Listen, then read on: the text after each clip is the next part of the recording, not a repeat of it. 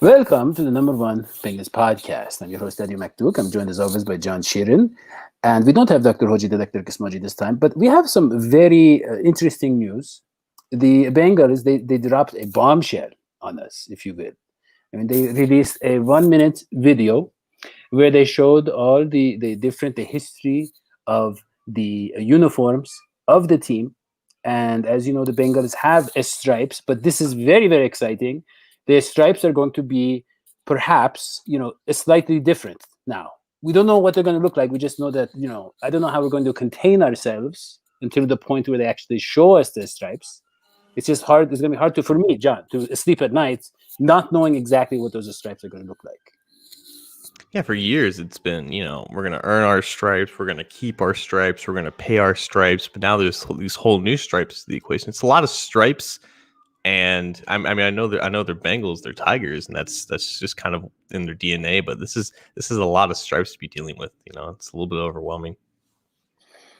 Yeah, that's true, and I mean, it is it's just such a coincidence that we just have all this upheaval and change going on in the land of the stars and the stripes, if you will. So I mean, just a lot of unsettling news, a lot of different disappointments, maybe. Well, I think this falls along a little more on the uplifting side of it. Like a lot of changing of the stripes. You know what I mean? Yeah. But John, other uplifting news is that the Bengals hired one of my favorite hobbies, my favorite Marion Hobby. He is the new defensive line coach. As I say, he is my second favorite hobby after collecting rare coins on Venice Beach. That is how much I've always liked this guy. Rare coins? What rare coins are you picking up? Well, so you're walking on Venice Beach and you see like a lot of them are mostly pennies. You see like a penny and it's like, oh, it could be from 1989. It could be from 1996. You don't know. These aren't rare coins. These are just normal pennies that are being dropped on the beach. Yeah, I mean, I collect them, and then eventually you take them to the bank, and they give you a big reward, But John, I'm saying, Marion, yeah, like $1 or $2, yeah. But John, here's the thing: I'm a big fan of Marion Hobby. Okay, and I personally, I want to ask you, why did the Dolphins let him go? Because I look at this guy's resume, and I look at the production he got out of the Dolphins. And the Dolphins, were a rebuilding team just a year ago, and they had like 41 sacks or something, right? Yeah. So he was with the Dolphins for 2 years, 2019 to 2020. He was the defensive line coach hired by Brian Flores at the start of his tenure in 2019. He was also the Jaguars defensive line coach for 2 years before that, from 2017 to 2018. Naturally, for position coaches, some of them just only last a couple years at certain spots because that's just how long their contracts are. But for what I can gather, he's just a very well-respected coach from the coaching ranks and also from what players say about him. And he's been coaching for about 25 years. So I'm not sure that we should read into the fact that he was let go by both of those teams after 2 years. That's just kind of how some of these contracts works for these position coaches. It's just a lot of turnover for guys in this position that aren't necessarily vying for coordinator jobs. And also, of course, for that Dolphins team, Brian Flores is a defensive coach. I don't think there's a lot of room to really have a lot of self-promotion on that staff. I think, but to your point, there was a lot of young players on that Dolphins team that kind of overproduced relative to what they were expected to do. And I think that is a testament to how good Hobby is at just teaching technique. Remember, this guy was primarily a defensive ends coach for most of his stops. Like, he was the co-defense coordinator for Clemson, but he was also the defensive ends coach there. He was the defensive ends coach for Clemson like 10 years before that. In 2005, he was defensive ends coach for the Saints 2006 to 2007. This guy primarily, focuses on the guys on the edge and those guys that get the most pressure and get the most sacks. So wherever he's gone, his defenses, or the defenses that he's been a part of, they're really good at getting after the quarterback. And I think that was an emphasis for what the Bengals wanted to bring in, but I wouldn't read too much into why the Dolphins got rid of them. That's just kind of the nature of some of these low-level position coaches. Yeah, I guess John, that's a good point. But you look at this guy back in 2017, right? I mean, the Jaguars, I think their defensive line was their strength. I mean, it was one of their biggest strengths, right? And I mean, this guy, I mean, maybe he comes across as a very soft spoken guy, and maybe that's why he hasn't gotten coordinator position. I don't know. Maybe he's not aggressive enough. Maybe he needs to read like one of those books, like those a book that teaches you how to negotiate better deals or something. Something to get him kind of better deals. But I'm happy to have him, John. Here's another question though, because you look at the Bengals. Carl Lawson's a free agent. Okay. And this is the year they're going to spend on offensive line, supposedly, we'll see. But they're not going to go out and fix the defensive line necessarily this year. With we just got rid of Gene Atkins is probably gone, right? And Dunlap is gone. We have a coordinator who is on the hot seat, I would say, defensive coordinator. You lose Lawson, you have no pass rush, basically, right, John? I mean, basically, yeah. You have backup. I mean, like Hubbard, you have guys that are good, but they're more like a backups or like kind of nice contributors, but they're not going to carry the pass rush. So I mean, I don't know what is he thinking? Is he thinking, John? Is he thinking that hey, maybe Lou Anarumo gets fired and I become defensive coordinator because I have this great resume? I mean, why would he come to the Bengals? For a job, I think for the most part. Yeah, there are definitely other openings that he could have, I guess, went to, but it's just about fit. And also, I think the DJ Reader aspect with this as well. And he was the co-defensive coordinator for Clemson when DJ Reader was there. He actually recruited DJ Reader when he was in high school, and Hobby was the defensive coordinator for Duke. So originally, Hobby wanted Reader to come to Duke, just in that same general area in North Carolina, South Carolina. And then Reader eventually went to Clemson, but that's also where Hobby eventually ended up. So they've known each other for most of Reader's life, or at least half of Reader's adult life. And yeah, like when Hobby was, I guess, being asked to, requested an interview with the Bengals, he reached out to Reader and said, "Hey, is this a good place for me to end up?" And Reader basically helped recruit Marion Hobby to the Bengals coaching staff. So if you want to talk about a value for a free agent, not only is the guy supposed to be producing at a high level at the nose tackle position, he's also bringing in quality assistance. So, for someone who's frugal like you, I think you can recognize the value in that. No, John, that's a great point. And John, I don't know what the rules are in the NFL. Is it possible to have a player general manager? Because the Bengals are paying Reader a lot of money. He obviously he's a smooth talker. He knows how to tell. I don't want to say lies. Maybe he really does think the Bengals are going to be good. Maybe, probably not. Maybe. Actually, I don't think so. But what I'm saying is, he somehow got someone to come to Cincinnati with the situation that's going on the defense, DJ Reader. I mean, this guy, we need him in all our negotiating deals. I mean, you're talking about the Brown and Blackburn family, okay?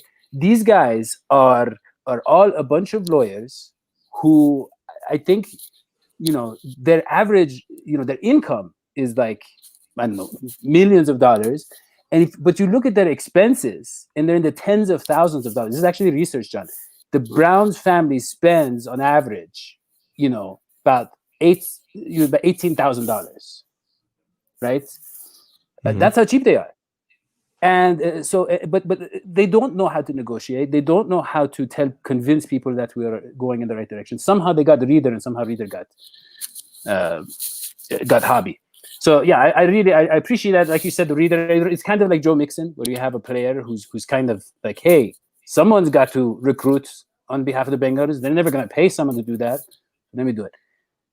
Okay, so John, let's just go back to last year, and the defensive line was, the secondary was the biggest surprise. I think the secondary was where we saw the defense take a big step forward, even though Trey Waynes was injured. But Lou Anarumo was a secondary coach, defensive backs coach, and apparently he knows how to coach the position. So that was nice. Linebacker, lot of turnover, lot of new people. It wasn't impressive, but at the same time, it was a rebuilding year of the defensive line was where we saw the disaster, right? We saw the fallout with Atkins, where we saw with Dunlap and all that stuff. And we were thinking it was Lou Anarumo was the problem. He's not communicating. He's not listening to the vets. What happened though? How much does Nick Eason to blame? Is he the scapegoat, or was something in his coaching that? Because it seems like they were talking about a scheme, which is Lou's job, not so much Nick Eason's. Yeah, I think that's what ended up happening, because if you look at the numbers, I think the Football Outsiders did a good study on this. They separated the DVOA, which is basically their all-telling metric on how good and efficient a football team is. They separated the secondary from the defensive line for like every team, and they found that the Bengals defense was largely carried by their secondary. If it wasn't for how their secondary played, and that includes Jesse Bates, William Jackson, they would have been a lot worse based on how lackluster that pass rush was. And I mean, it doesn't take a rocket scientist to figure that out. They were last in sacks. Like, that's just how it goes. So yeah, aside from Carl Lawson, they had next to nothing. Part of that was because Sam Hubbard and DJ Reader got hurt in the middle of the season. They didn't get a lot of snaps from either of those guys. But yeah, I think when they, I guess, looked at the entire defensive staff and they weren't going to fire Lou Anarumo because I guess they want to keep all these coordinators together for at least one more year, Nick Eason became the guy that they wanted to move on from. They wanted to see notable improvement from the guys that are already on this team, because you're right. It doesn't seem like, aside from a Lawson re-signing, they're going to invest a lot in the defensive line because they just have to prioritize elsewhere. So it's really now up to Hobby to get the most out of Sam Hubbard, Khalid Kareem entering his second year, young defensive tackles like Josh Tupou and Rennell Wren coming back, DJ Reader again, who he's again coached for 4 years of his career. So yeah, it's going to be a lot about maximizing the talent already on this team. There could be one or two complementary pieces that are added along with it, because they still need to round out that depth, and they might not have Geno Atkins next year because he might be cut. So there's going to need to be a lot of improvement, and they're really banking on Hobby being better in that regard than Nick Eason. But John, yeah, just to clarify for our viewers and our listeners, if I'm not mistaken, pass rush is not one of those things. Like the Bengals, remember what they used to do in free agency before last year? You'd be like, oh, we need to improve the team. And they go get like a third-tier veteran. You know what I mean? Like pay him like, I don't know, like $5 million a year. Like, hey, we fixed that position. It's like, okay. Pass rush, you need elite pass rushers. So that means either we have to take someone in the first 2 rounds, even then, I mean, you don't know, or we have to pay top dollar. Otherwise, we're not going to have a pass rush. Like you can scheme, you can use the linebackers, you can use you can find ways to create a pass rush, to manufacture a pass rush. But we're not going to have guys winning on the line next year, especially if we lose Lawson. And so I don't know what the plan is, to outscore opponents, because people are going to feast on us if we don't have a pass rush. That is entirely the plan. That should be the plan. Like, you don't want your defense to be bottom of the league. You're not going to be competitive if that happens. Like, look at the Texans are a perfect example last year. They had a top 5 quarterback and a top 5 passing offense with Deshaun Watson, but he literally had to carry that team because the defense was so tremendously awful. So you cannot compete with a bottom tier defense. And if the Bengals don't make significant improvements with what they have, and with, I guess, the minimal pieces they add, they will probably again have a bottom tier defense. And hopefully with guys staying healthy, that will actually change. But you're right to an extent. Like, the offense cannot carry them entirely, even though that, like, I know everyone's talking about, the final 4 teams that are left in the playoffs, they all have top tier passing games. And that's 100% true. That's the main reason why teams like the Bills and the Buccaneers, the Packers and the Chiefs are still playing football right now in late January. It's because of their quarterbacks. It's because of their passing offense. But their defenses aren't exactly liabilities either. Like, they definitely benefit from their offense being that effective, but the defense still has to win in its own right. And you're right. You need, quality pass rushers more than just Carl Lawson to win these one-on-one matchups. But again, I think that's kind of what Hobby was brought in for. And it is a lot on him to really maximize what he has. But unfortunately, that's their only and best path to success, is just to put everything on the offense and hope the defense is just reasonably effective. Yeah. I mean, John, so I mean, like, I don't have the stats like you do, but when I look at, defenses that have been successful in the playoffs and they haven't been all that talented, the defensive line has gotten to the quarterback at critical moments in the playoffs. You know, like the Giants. Remember that Giants team? It was an average defense, but the defensive line picked it up in the play. I mean, just an example. You know, I'm thinking of there's a lot of teams that I've seen where they have average defense, and that's what the Bengals are going to be.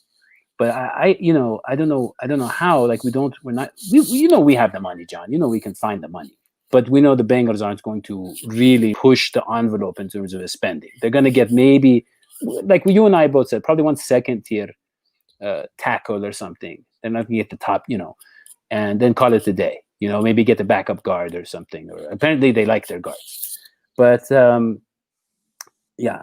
So I think it's going to be, maybe we can't make the deep playoff run, next year with no real pass rush, or we'll see.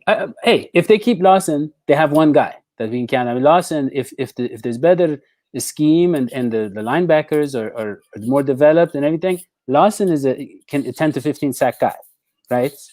I mean, I know the sacks are kind of a backwards a stat, but you know what I mean? He's a guy, he can be a top, 10, 20 pass rusher.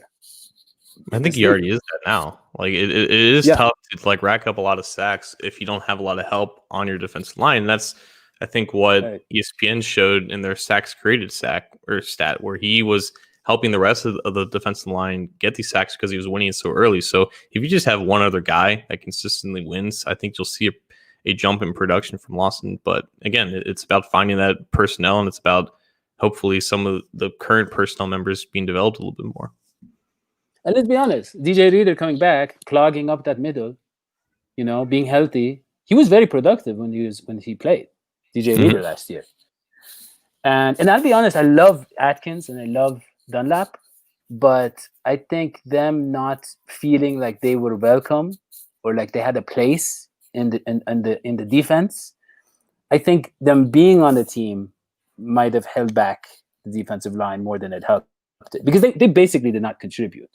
And I don't mean that as any sort of, they should have been, the coordinator should have known how to make them contribute, and if he doesn't, they should have fired him. That's how important Atkins and Dunlap were. They didn't do it. So I'm not blaming those guys, but they didn't contribute. They didn't contribute, John, those two guys. And that held back the rest of the line. That held back the rest of the guys that could have contributed. I think it hurt their morale. I just think it hurts, that's why you get rid of vets that are disgruntled, So that could help these guys like you're talking about take a step forward. So yeah, there's hope. Okay. So I now understand why Hobby took the job. And big shout out to DJ Reader for helping facilitate that. We're very happy about that. Almost as happy as we are about the Frank Pollock signing. Good moves by the Bengals so far. I think that's all we got, John. Right? Yeah. You got anything? Yeah. So just please remember to subscribe to the podcast, leave a 5-star review. We will see you next time. So long, sweetie. Bye.